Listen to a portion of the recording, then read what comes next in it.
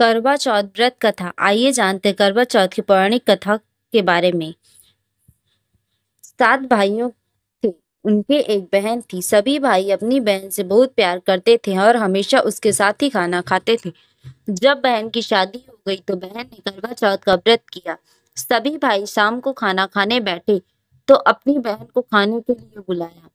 तब बहन ने कहा कि आज मेरे चौथ माता का व्रत है। तब भाइयों ने सोचा कि चांद पता नहीं कब उदय होगा और अप होगा, अपनी बहन बहुत भूखी है।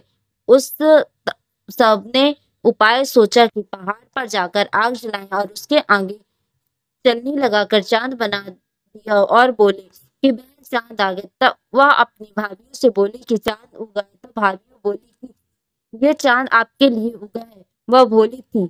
नकली चांद को अर्घ देकर भाइयों के साथ खाना खाने बैठ गई।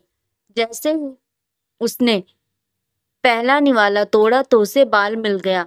दूसरा तोड़ा इतने में ससुराल से बुलावा आ गया कि लड़की को तुरंत ससुराल भेजो।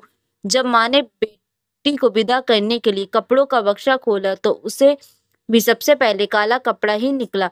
तब माँ बहुत डर गई। उसने अपनी बेटी को एक चांदी का सिक्का देते हुए कहा कि तुझे रास्ते में जो भी मिले उसके पैर छूती जाना और जो तुझे सुहागन होने का आशीर्वाद दे उसे ये सिक्का देना और अपने पल्लू पर गांठ बांध देना। वो पूरे रास्ते ऐसा करती गई पर किसी ने सुहागन होने का आशीर्वाद नहीं दिया।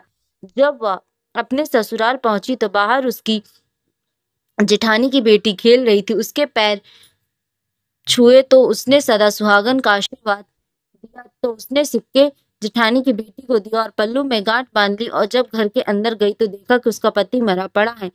जब उसके पति को जलाने के लिए ले जाने लगे तो उसने नहीं ले जाने दिया। तब सब कहने लगी गांव में लाश नहीं रहने देंगे। तो गांव के बाहर एक झोपड़ी बना दी।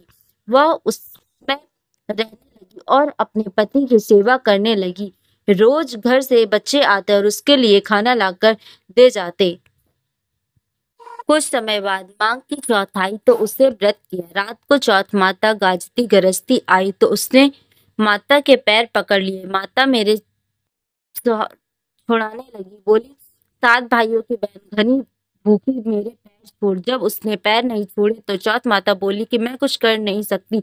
मेरे से बड़ी बैशाख की चौथ आएगी उसके पैर पकड़ना। कुछ समय बाद बैशाख की चौथ आई तो उसने कहा कि मैं कुछ नहीं कर सकती। मेरे से बड़ी भादव की चौथ आएगी उसके पैर पकड़। जब भादव की चौथ आई उसने भी यही कहा मैं कुछ नहीं कर सकती। मेरे से बड़ी कार्तिक की चौथ है वो ही तेरे पति को जीवन दे सकती है लेकिन वो तेरे से सुहागन सामान मांगेगी। तू सब तैयार रखना। लेकिन मैंने तुझे ये सब बताया है ऐसा मत कहना। जब कार्तिक चौथ आई तो उसने अपने पति के लिए व्रत रखा। रात को चौथ माता आई तो उसने पैर पकड़ लिए और तो माता बोली 7 भाइयों की लाडली बहन घड़ी भूखी घड़ी ईसाई पापी मेरे पैर छोड़। तब वो बोली कि माता मेरी भूल से भूल हो गई मुझे माफ कर दो और मेरे पति को जीवन दान दो।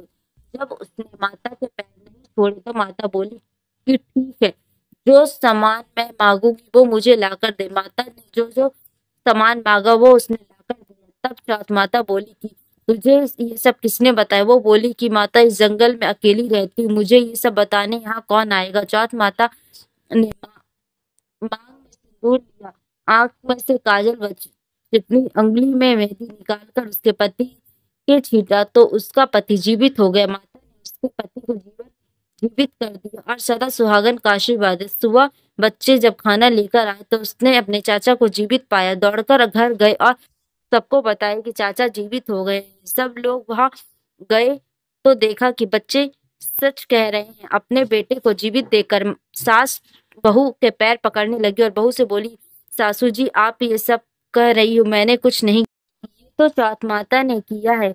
हे चौथ माता जैसे उसको सुहागन दिया वैसे ही सभी को सुहाग देना और सबका सुहाग बनाए रखना।